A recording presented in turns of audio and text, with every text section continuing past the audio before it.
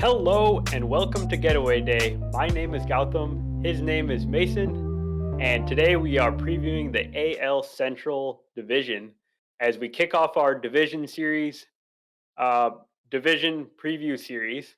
And um, the start of spring training has happened. All the pitchers and catchers and position players have reported to their camps. We have the first spring training games on Thursday of this week, and you know, a whole spring ahead of us, and regular season baseball will be here before we know it. How are you doing today, Mason? I am doing fantastic. I am nice and rested coming into Very this good. recording session. Just got a nice hour and a half nap that was not planned in the slightest, but we woke up in time this time, which is not always the case. Um, so I'm glad that you corrected yourself and said division preview series, because let's be real, with the expanded playoffs and the wild card round, there's a very real possibility none of the teams we're talking about today will even see the division series. So Very true, but there's still some gold nuggets. There's still some good stuff in this division, and the way we're going to go through the division is not in our traditional format. We're gonna have a draft, and we're gonna have a draft to come up with two teams, Team Mason and Team Gautam, that is filled with AL Central players, and then you guys can tell us what you think of our teams and if we missed any guys. So we're gonna go through all the positions in the starting lineup. So infielders, outfielders, DH, and then we're going to talk about at least one starting pitcher and one relief pitcher. Um, I've got my trusty coin here to flip. Would you like to call for the chance to pick first in this draft? um okay, so before I pick, are you gonna look at me like the referee in the Super Bowl in overtime and go, "Are you sure?" This is a new game. All right. Are you sure? Um I'm not sure. I'm gonna go with tails. All right. It was heads. Crap. So I'm gonna get to pick first here in the I would AL Central. I would like to defend that direction. Okay, perfect. Okay, so with the first pick in the AL Central draft, I am selecting Luis Robert, Chicago White Sox center fielder. And the real reason I'm picking Luis Robert, I'm not even going to like talk about Luis Robert a whole bunch here. It's just that the White Sox don't have other players that surround Luis Robert, and there was no other player in their entire roster that I felt comfortable taking. It's basically superstar Luis Robert, who's probably a five WAR player, maybe. Projection systems kind of see him like that, and then beyond him, it's like a whole bunch of average or well below average guys, um, and they've got like guys that just have not progressed the way that we thought they would over the years, like Yohan Moncada, Eloy Jimenez, guys that have had injuries and then just underperformed. And Luis Robert he's a superstar, and it makes me wonder, like, would it make more sense to just trade this guy and really build this again from the ground up? Like, he's obviously a building block, but they seem so far from contention that I think they should just try to trade him when they've got max value to be able to get whatever they can from him at this point. See, I get that, but at the same time, I kind of see their situation, the Royals situation, and the Angels situation all as kind of the same thing. Like, we talked about the Royals here a couple weeks ago and how they've been rebuilding now for like 8 years, and they just haven't really seemed to make progress other than Bobby Witt Jr. The White Sox kind of did the same thing, and the only thing that came out of it was Luis Robert. I mean, there were some other good pieces in there, and most of them are not there anymore. Um, And then with the Angels, Trout kind of being the only good thing there. But I feel like if you offload him, they're not going to do this right. So you might as well get the ticket sales out of him now. Like, I don't trust them to put together a better team without him. So might as well keep him. Yeah, I mean, I get that too. Yeah. They do have some improvement in their farm system. They have made several trades over the last couple of years um, to kind of improve the farm system from like bottom tier to better. Like some outlets have them as like a top top half farm system or even top 10. Yeah, and even just on their own, they've had a couple of pretty good players in their system still. Guys like crap, I literally just had his name in my head. Colson Montgomery. Yes, Colson Montgomery, and then there's a pitcher. He's a local guy. He's from out in Oswego. Noah Schultz. Yes, Noah Schultz. Gigantic guy. Yeah. Yes. So like they do have. I love how I had both of those names in my head and then just completely forgot them as I was speaking. I got you. Thank you. But like they've had good players in their system, and that they brought in themselves. Now the trades that they've made, yes, they've bolstered it, and I think that they're in a better position than they were. But they've been in this position before. Luis Robert was the result, and he's a superstar. Like, fans don't want you to trade your superstar, even though it might be the smart thing to do. Absolutely, yeah. That's always the struggle. Okay, who do you got for your first pick of the draft? All right, well, I'm actually going to go to the weakest position in the division first. I'm going to make this difficult for you. So I'm going to take the 24-year-old catcher out of Cleveland, Bo Naylor. So the catching position in the American League Central is in kind of the worst spot that it's been in a long time. You don't really have very many good veteran catchers. Salvador Perez is still there. His production has fallen off drastically since 2020? Was that when he was dominating? I think 21 was the year he went crazy with almost 50 homers. Yeah, but even outside the homers in that season, his numbers didn't look great. Right, like, it was just a power only kind of thing. Yeah. Then the South Side of Chicago, they brought in Corey Lee last year, and I feel like he probably should have been the guy that they gave the opportunities to this year. But then this offseason, they bring in Martin Maldonado, Jake Rogers in Detroit. Like, who's the fourth? The other one. Bo Naylor's number. This is the fourth, and then Ryan Jeffers and Christian Vasquez with the Twins. Yeah, so it's not a very strong position, but Bo Naylor is a bright spot. He only played 67 games in the majors last year. I believe he dealt with some injuries and stuff, and that's kind of what kept him off the field, right?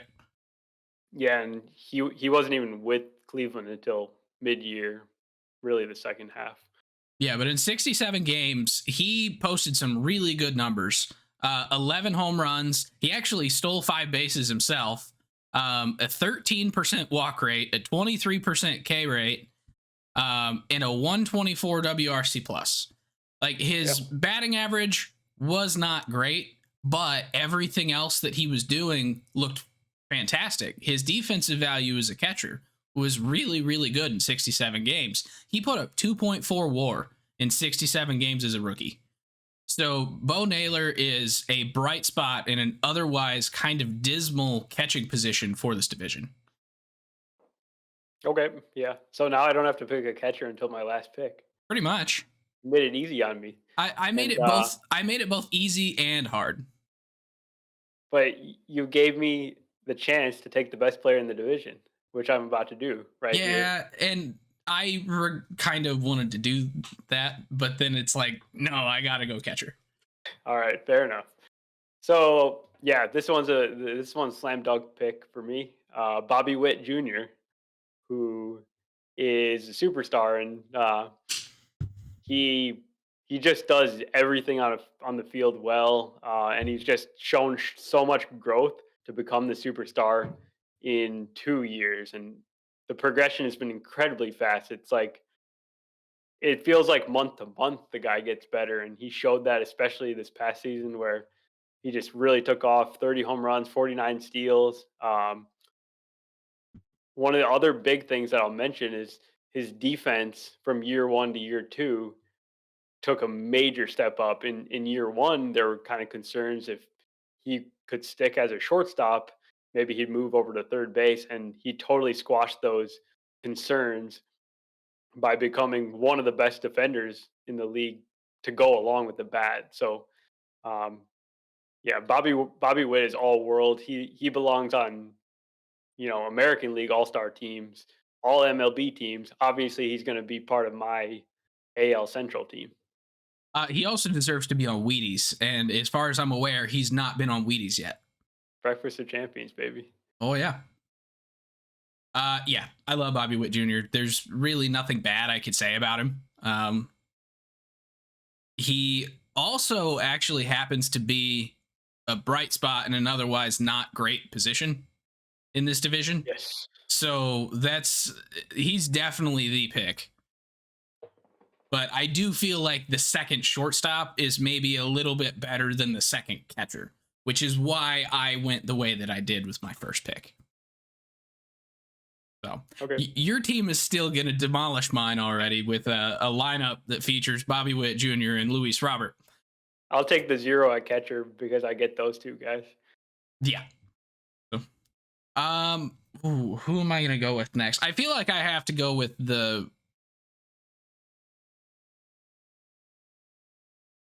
No, I'm not going to do that. What I'm going to do is I'm going to go ahead and take the ace of the division. The single best pitcher in the division. And that is Pablo Lopez.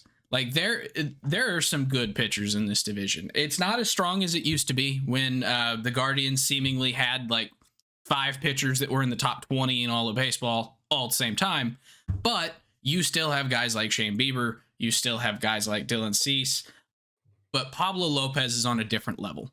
He is 27 years old, going into his age 28 season. And every single year since he debuted back in 2018, he has gotten better performance-wise when on the field. He struggled early on with injuries and just staying on the field, only throwing 111 innings is his max up until 2022, when he threw 180. But since 2022, he's been on the field every single start, and he's been starting to pitch deep. He pitched 180 innings in 32 games in 22, 194 innings in 32 games in 23, and his numbers just look good. He put up 4.5 WAR last year, striking out about 30% of batters, walking about 6%, with an opponent average of 237. So you can't be mad at that at all. And the BABIP, or his BABIP against, was north of 300 last year. So it's kind of saying he was getting unlucky, even though he was really showing some good results. Where it didn't show very well was in his ERA, which was up at a 366. But even then, 366 is not a bad ERA. I think that was undeserved, to be honest. I think he deserved a lot better than that. And I was kind of hoping you were going to forget about Pablo because that was absolutely who I was going to go to next. And I just wanted to rave about him because I love Pablo Lopez. I think he's like maybe a top 10 pitcher in the league right now. Mm-hmm. And just looking at his ERA 366, it's not like super impressive, but there's so much goodness under that ERA. And the expected numbers show that that's like ridiculously high. Like his xERA was 3.0, his FIP 328. Like the underlying numbers point to him being a much better pitcher last season than a 366. And if you watched him, the eye test tells you it was way better than that too. Yeah, and the thing with Pablo is that it's never really been about talent. It's always been about his shoulder. And I was always a little concerned about his shoulder because he kept he had like 4 separate seasons where he had some shoulder recurring injury that would always come back. And then the last 2 seasons, he's completely put that to bed, and he's pitched like 180 innings in 2022, 194 last year. So now he's doing ace stuff, and he's putting up ace workloads too, because that I consider that like an ace workload at this point. Yeah. I mean, 194 innings last year was in the top 5, I think, in all of baseball. Probably, yeah. So I believe it. Top 10 for sure, but Yep. I think top 5. Okay. Anything else on Pablo? Otherwise, I'm taking another guy that That I should probably be taking. probably. Probably. And that guy is it third base?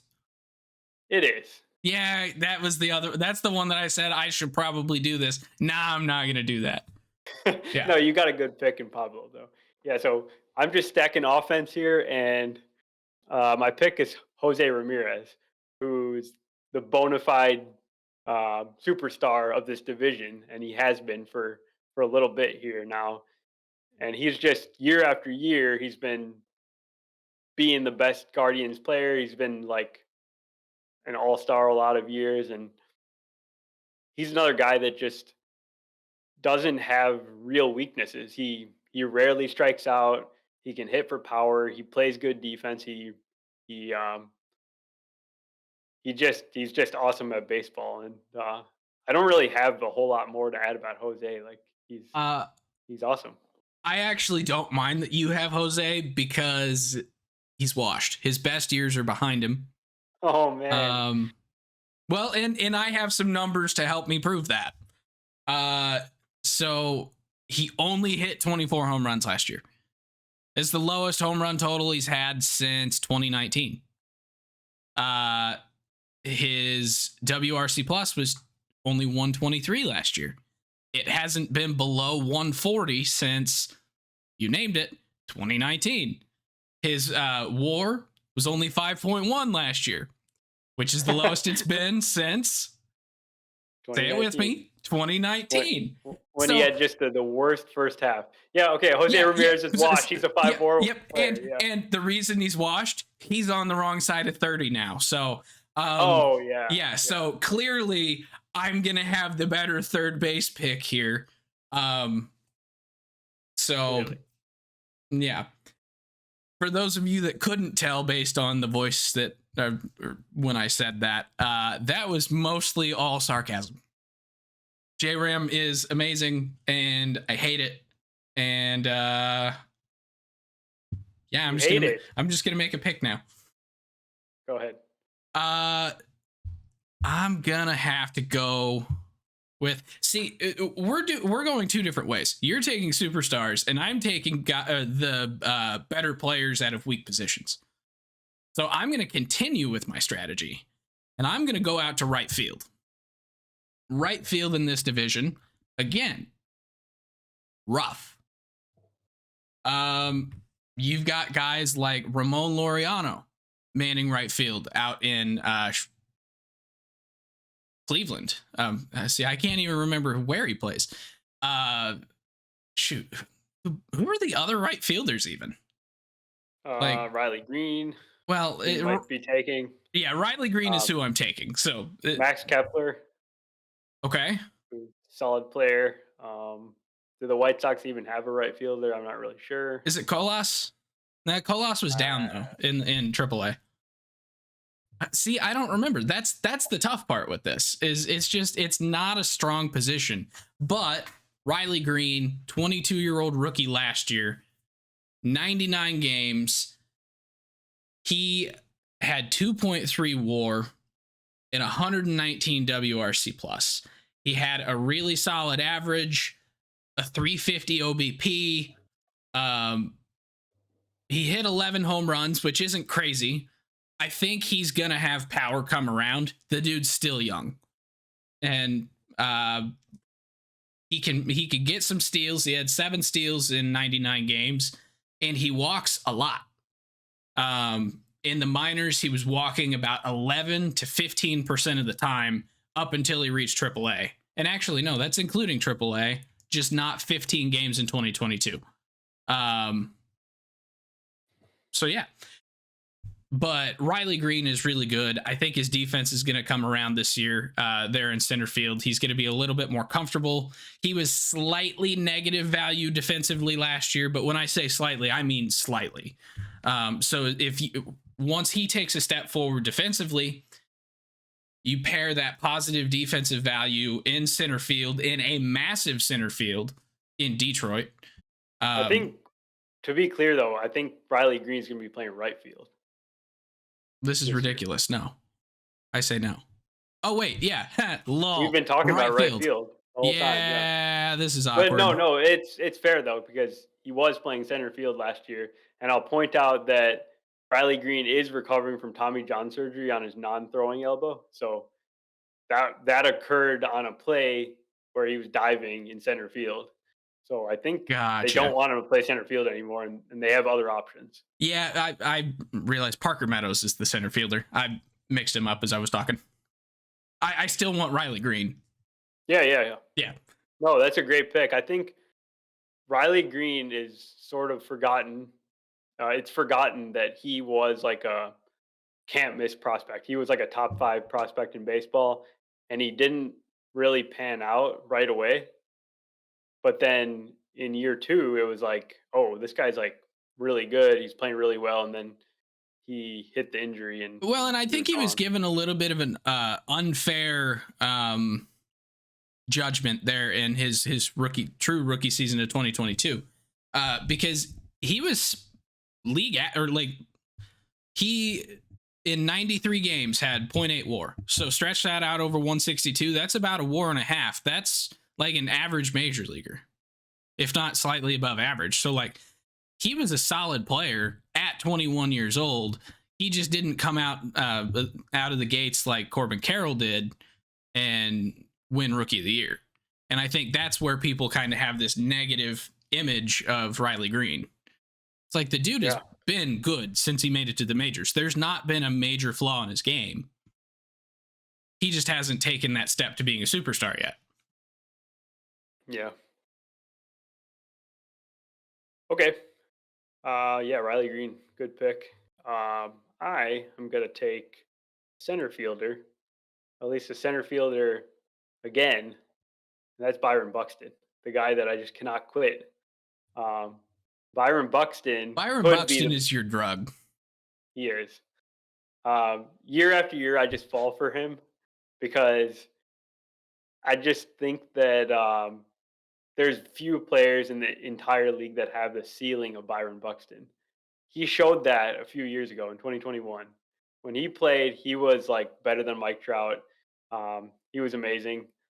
And then he hasn't really been able to recapture that. And then the injuries that have been a constant thing all the way back to when he was, just drafted. Like, he's always had trouble with injuries, which is unfortunate because, I don't know, baseball fans should love watching this guy play baseball. And he's supposedly fully healthy coming into this year. And he's going to be playing center field, which is something he was not able to do last year because of his knee.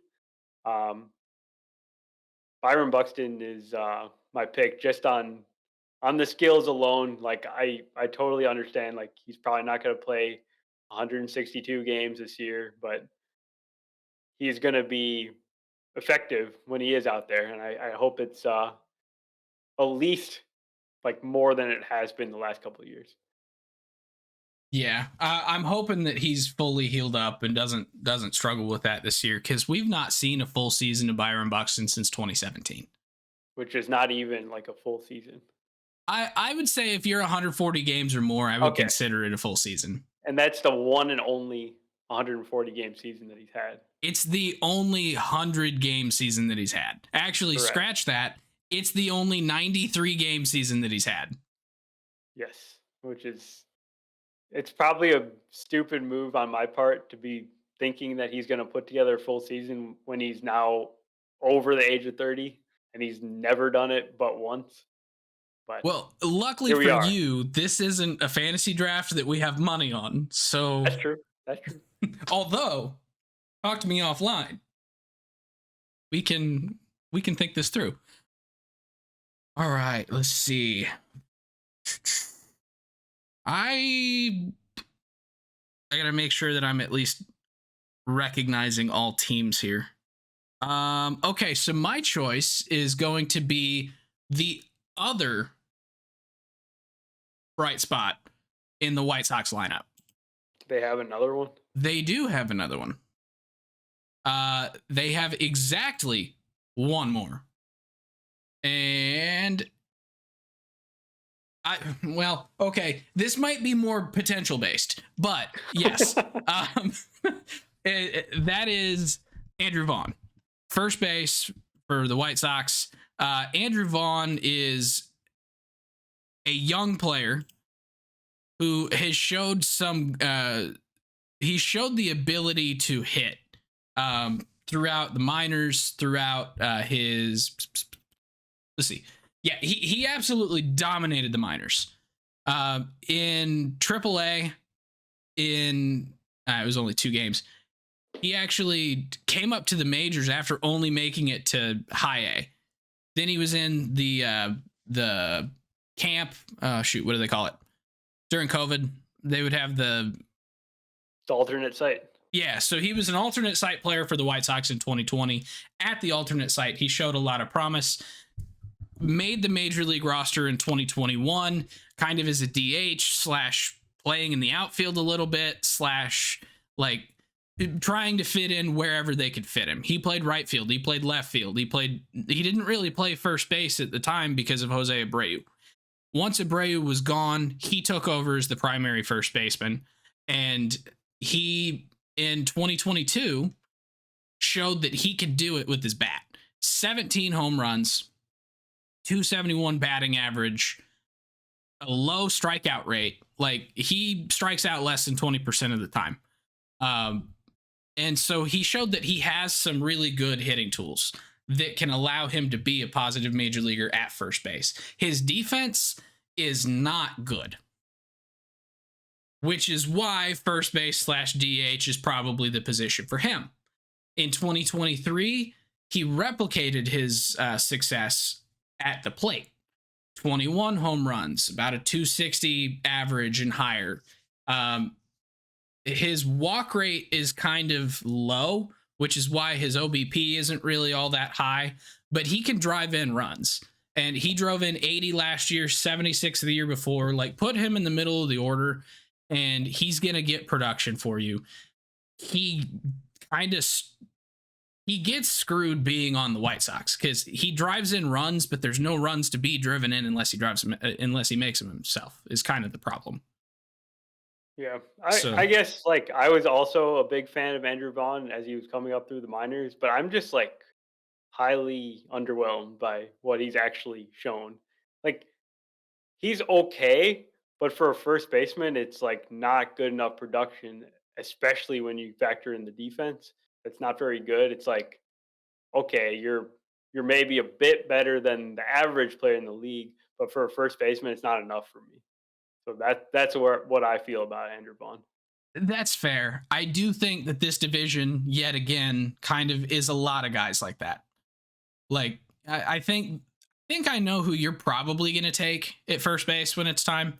I won't make you do it now, but I have a feeling the guy who is probably the least disappointing is Vinny P. Yeah, I'm torn. I actually haven't made my decision. I'm coming to it, but I'm between Torque and Vinny P. Yeah, so and those guys have the same problems as Andrew Vaughn. They do, but I mean, I think Vinny P is totally unproven. We haven't actually seen enough of him to know who he is yet. And Torque started to break out in the second half of last year, but he hasn't shown the ability to maintain that. Like, the ability is there. As it is with Andrew Vaughn, the ability is there. Andrew Vaughn has been able to show that he's at least consistent. And that's why I think that he's the best first baseman in the division. Like, Carlos Santana, good. He was good in the past. I don't know that I trust Carlos Santana at first base for the Twins.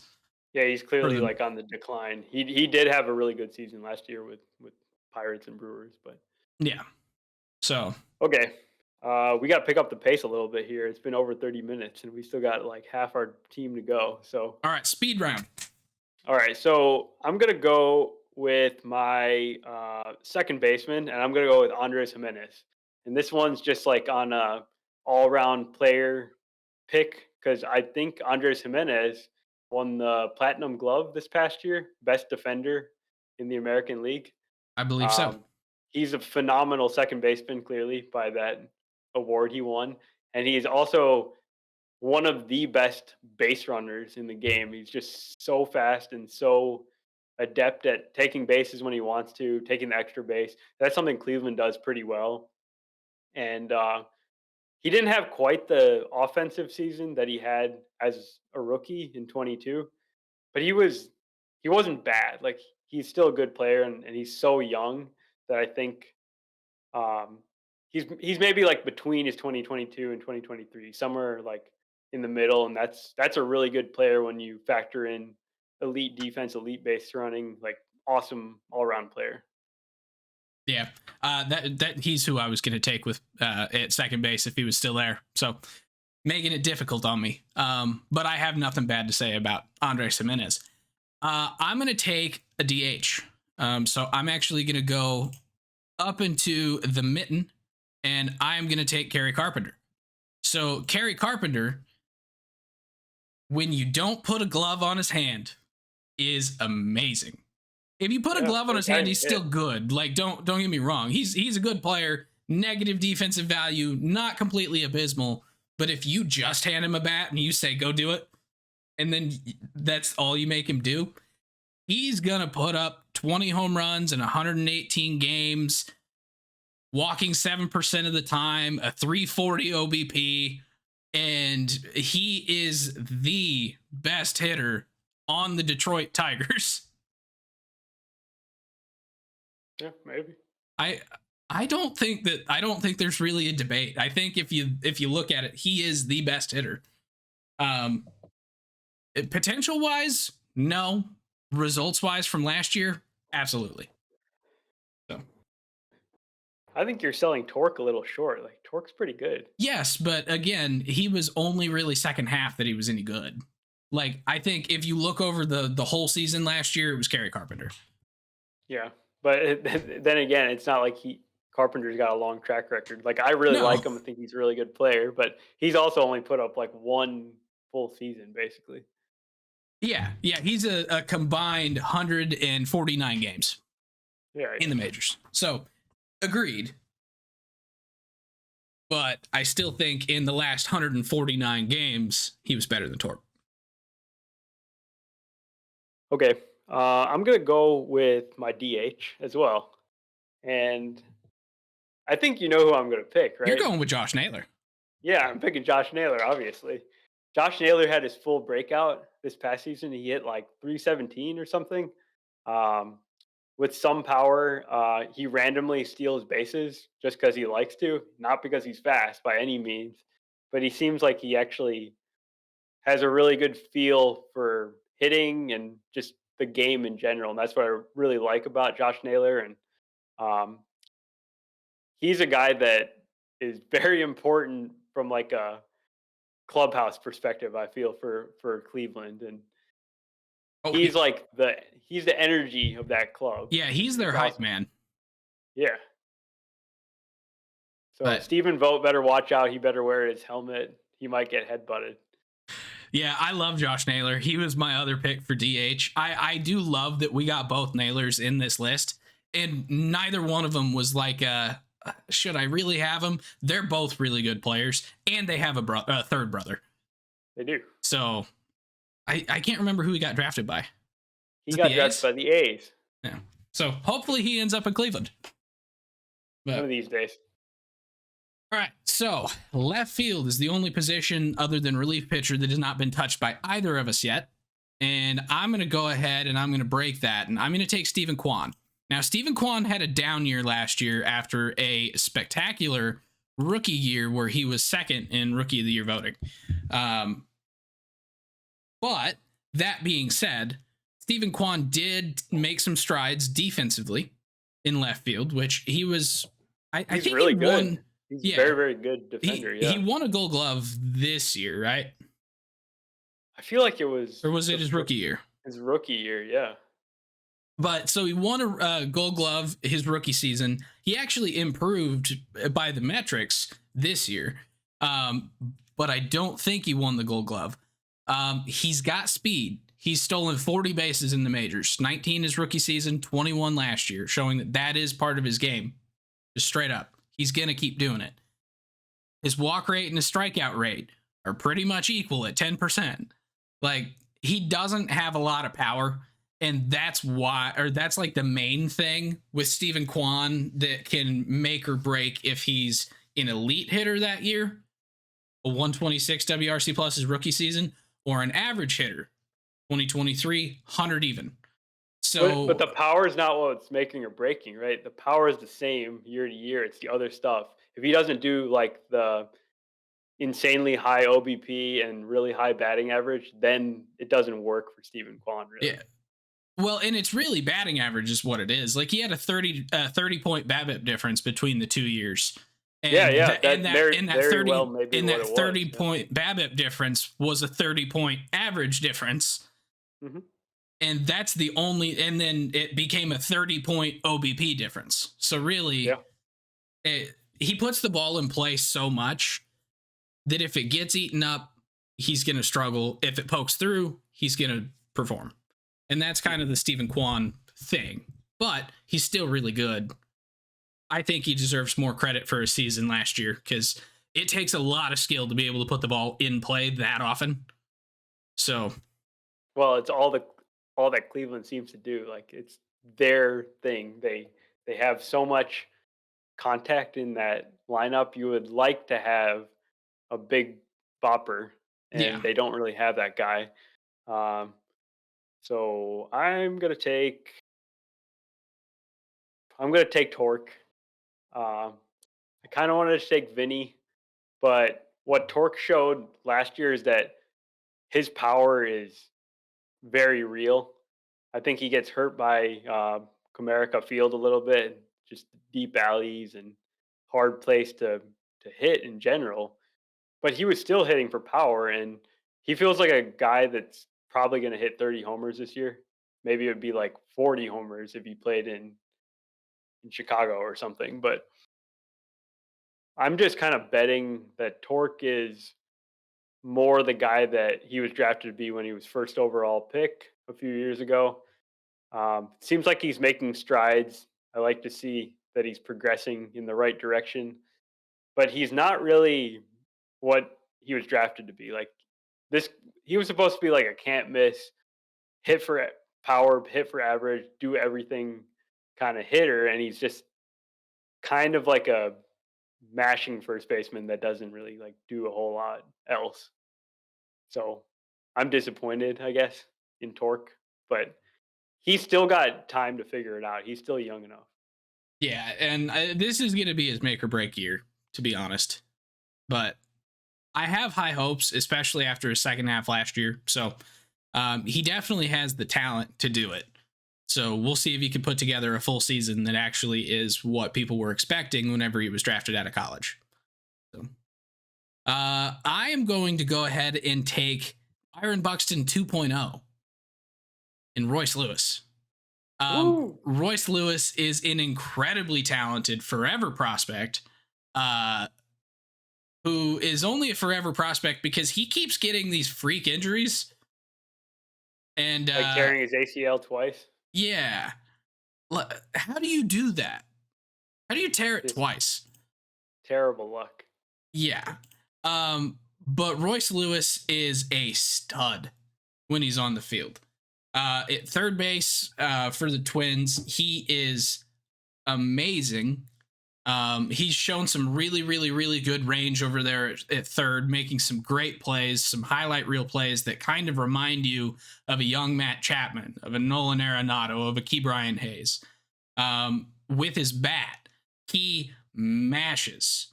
He's got more power than all of those guys probably combined. He in 58 games last year, he hit 15 home runs. And then in the postseason, he hit more home runs in that first series for the Twins. He was part of the reason the Twins actually won their first postseason series since 2002. Is that right? 2004? Like that, yeah. One of the two. Yeah, something like I really like Royce Lewis. I would love to see him on the field for more than 58 games. Yeah, I'll just add one more thing on Royce Lewis. It's that every single stop that he's been at in the minor leagues, he raked. And then he got to the majors. He's got very little experience at the major league level, but he's never struggled. He's always just succeeded, which is just so amazing that you basically miss full seasons with ACL tears and stuff, and then you come back and you're immediately playing at a top tier level. That shows me that this guy's the real deal. Like he's that good. I mean, he's only played 70 games in the majors.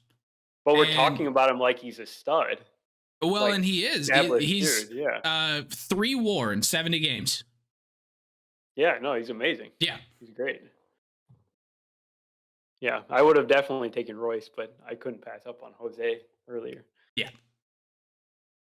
Okay, what positions do I even have left? So you still have... I got left field, catcher, right field, left, right, starting pitcher, and relief pitcher.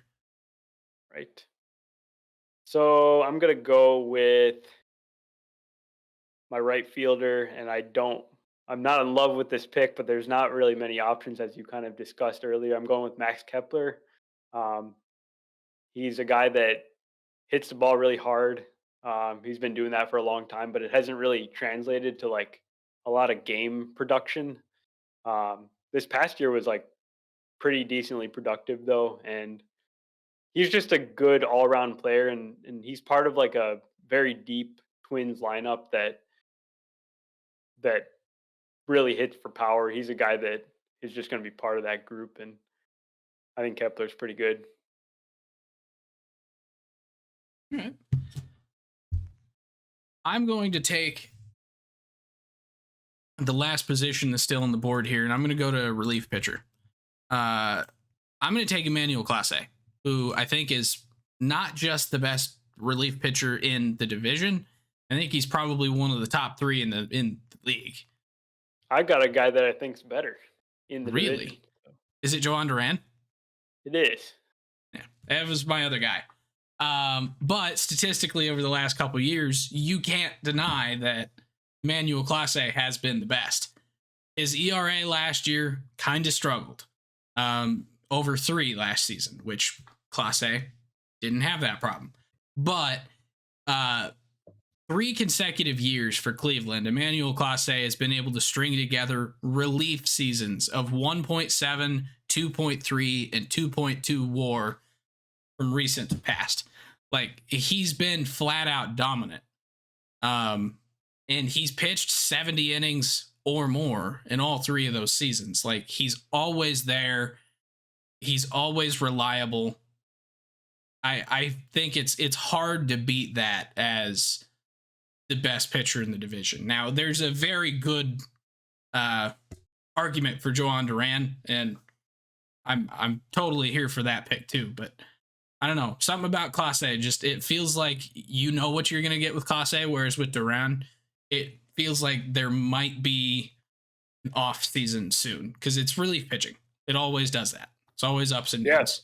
No, that's true.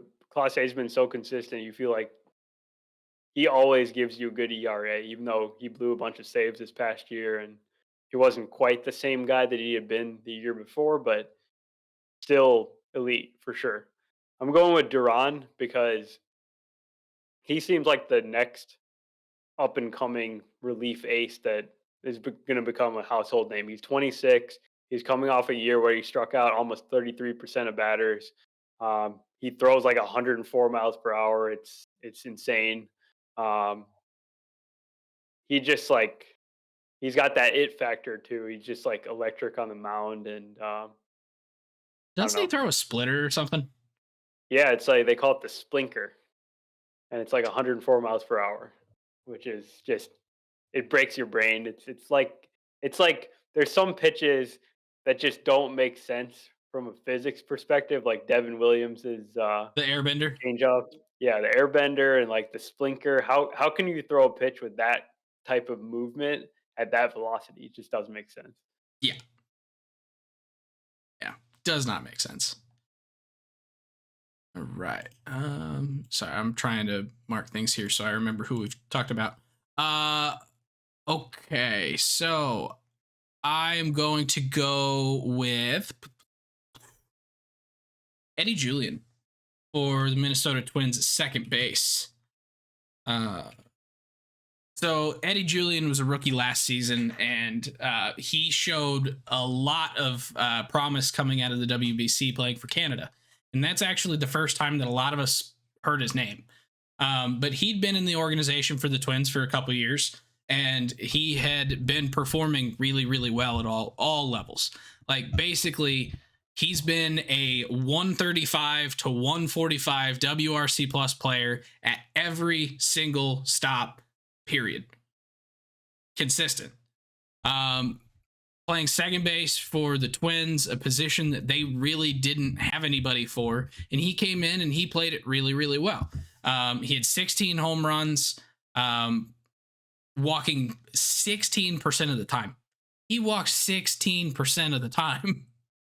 A 381 OBP. There's just some things that this guy does so incredibly well. Like, his average last year was only 263. He had a 120 over his average for his OBP. Like, that's how often he was walking and how often he was getting hit by pitches and just working counts and getting on base. And I think that's a skill that doesn't just disappear. So I think he's going to be really good.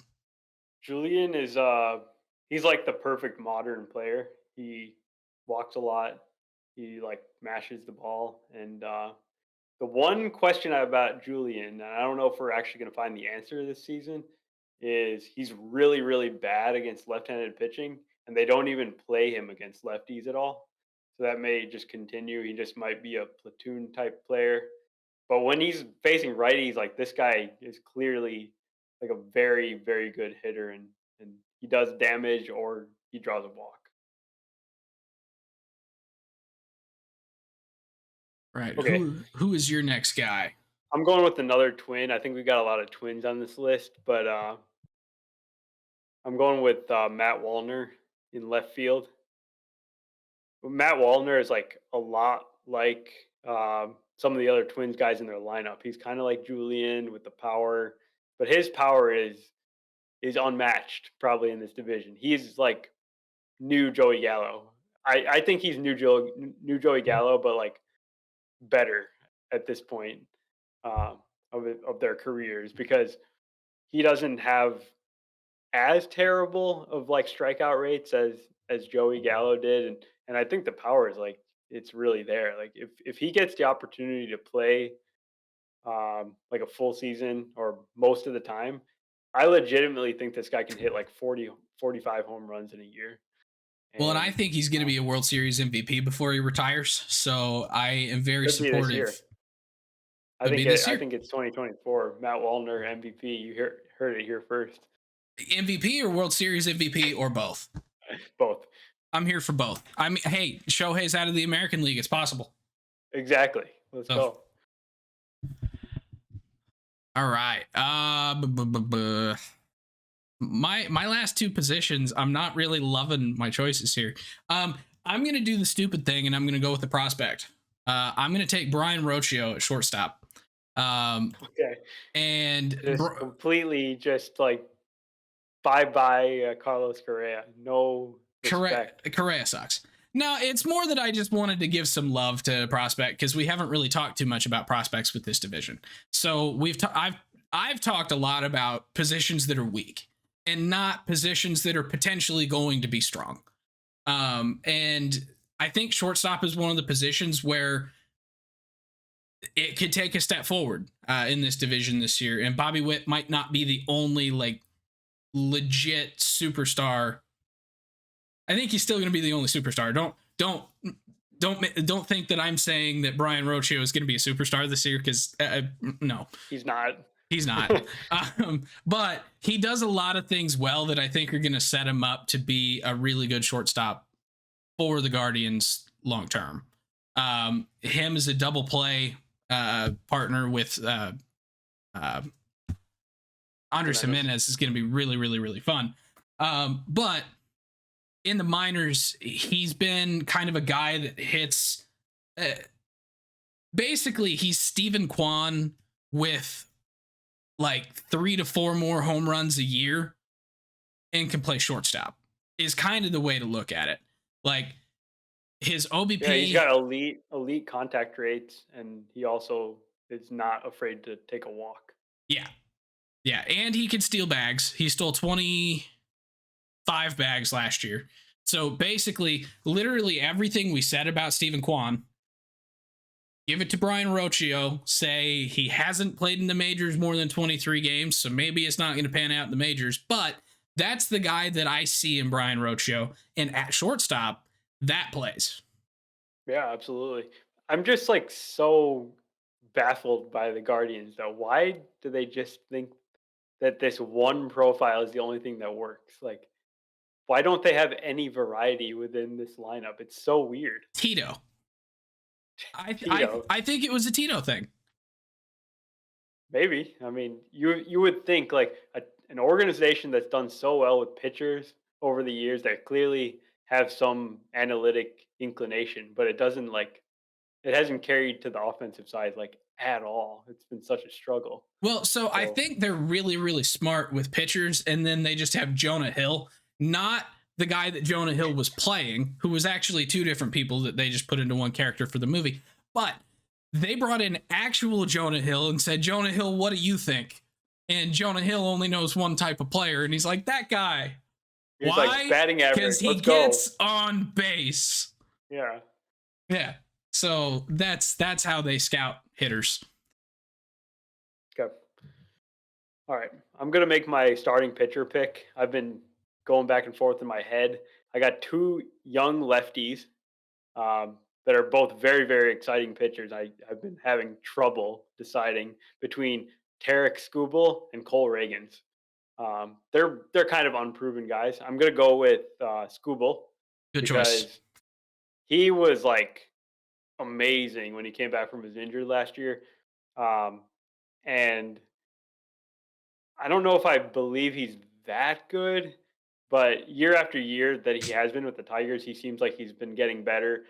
I did see a report that he touched 100 miles per hour in a bullpen or something this week, which is like amazing to me because this is a guy that sits like 95 or 94 or something, and he's throwing 100 and he already was this successful in his past year. I think he pitched about 80 innings and really dominated for most of his games. And the Tigers need this top of line starting pitcher, and he seems like he's that guy because all the other guys didn't seem to pan out. We don't really know if Casey Mize or Matt Manning or anyone else can step up, but Skubal has kind of transcended them, and he's good.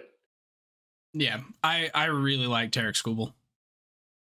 All right, so I think this is my final pick, if I'm not mistaken. So my final pick, last and certainly least, center field. I'm going to go with Kyle Isbell for the Kansas City Royals. Kyle Isbell is one of those guys who he's a defensive first player. I think that's the nice way to say it. He's not a very good hitter. 240 average, 282 OBP, 5 home runs. If you just look at those 3 numbers, you go, ugh. But he's a guy that doesn't strike out very much. He puts the ball in play. He's got some speed. There is a world where he can take his 75 WRC plus from last year in 91 games and turn it into closer to 90 to 95 WRC plus, a little closer to average. defensively, he's really good. And this is a Royals team that doesn't have a lot of bright spots defensively or offensively, other than Bobby Witt Jr. So I think that if he takes another step forward, I say another, if he takes a step forward, I think he could be a solid everyday player for the Royals. And I know a little bit more what I'm getting with him than a guy like Parker Meadows, even though Parker Meadows is clearly the better hitter out of the two. It's just, I don't know. I kind of feel like I'm going to go with Kyle Isbell and hope that he just like wins a platinum glove. Okay. And then my final pick is catcher. And the catcher I'm going with is Ryan Jeffers, because Ryan Jeffers quietly took over the starting job last year. By the end of the season, he was playing more and more. I mean, they brought in Christian Vasquez as a starter on like a 3-year deal, and he did not play super well. Jeffers, on the other hand, 138 WRC plus, almost a 3-win season. I've heard that his defense is actually better than advertised. He's got power. He's got on base skills. He's a really, really good hitter. And if the catching is even like adequate, then Christian Vasquez has got a lot of work to do to kind of get his job back. I think I've heard it's going to be something of a 50-50 split, but Jeffers is significantly a better hitter than Vasquez at this point. So just kind of looking at who we took, my team is definitely more young, talented, unproven, and yours is definitely superstars. So I think if they were to go head to head, yours would probably win. Okay, read off your guys. Andrew Vaughn, Eddie Julian, Brian Rocchio, Royce Lewis, Bo Naylor, Stephen Kwan, Riley Green, Kerry Carpenter, Pablo Lopez, and Emmanuel Clase. All right. And I have Luis Robert, Bobby Witt Jr., Jose Ramirez, Byron Buxton, Andres Jimenez, Josh Naylor, Spencer Torkelson, Max Kepler, Matt Wallner, Ryan Jeffers, not Jefferson. And it's Ryan Jeffers' son is who's your pick. Yes. Tarek Skubal and Johan Duran. All right. So definitely not the strongest division. And I mean, that's part of why they went first for us. It's a division where we're not really expecting them to make a whole lot of moves between now and spring training. It kind of feels like the rosters they have are the rosters they're sticking with. But there are some really big bright spots in there, which is why we wanted to talk about it the way that we did. So let us know your thoughts on the teams that we've drafted, the players that we've drafted, and if we did not give somebody some love that we should have. We're trying to keep it positive because I don't have a lot of hope for the division. So before we go, do you have a pick to win this division, or anything about? God. You don't even have to pick. Just say something about the division. I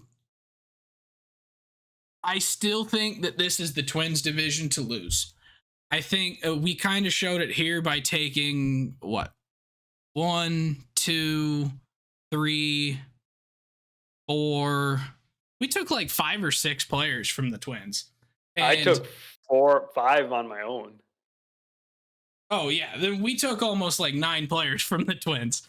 So that tells me like the best players like reside on the Twins. Like they have the good players. They're going to win the division. Yeah, and they kind of cut payroll this year because of the whole TV rights thing, not knowing what they were going to have. But this is still a good team. And I think that it's an uphill battle for the other 4 teams to try and compete. The Guardians could very, very well do it. They're also a talented team. I think the Twins just look a little bit more well-rounded, whereas you've pointed out the Guardians seem a little bit more slapstick. And that's their dynamic, and it doesn't really seem like they're capable of changing. I mean, Miles Straw is still their center fielder, so that tells you anything. But yeah, I think I'm still going to pick the Twins to win this division. Yeah, I'm with you there. I think the one part that we well, one of many parts we didn't really talk about was Guardians pitching, and that's something we got to give them credit for. They have a very strong. We didn't pick any of their pitchers, but they have a very good starting rotation. I almost took Tanner Bybee. Yeah, I mean they've got young guys that really showed well in their first time in the majors. Like they can improve from here. Guys like Gavin Williams, Tanner Bybee, Logan Allen, like good staff there in Cleveland. So yeah. Okay, so yeah, thank you for that. That was a fun draft, and let us know what you think about it, as Mason said, and we'll talk to you next time. If you enjoy the podcast, please subscribe on your favorite podcasting app or YouTube to make sure you don't miss any future episodes. Join the conversation on Facebook, Twitter, Instagram, and TikTok at Getaway Day Pod. If you enjoy card collecting, check out our sister YouTube channel at Getaway Day Cards.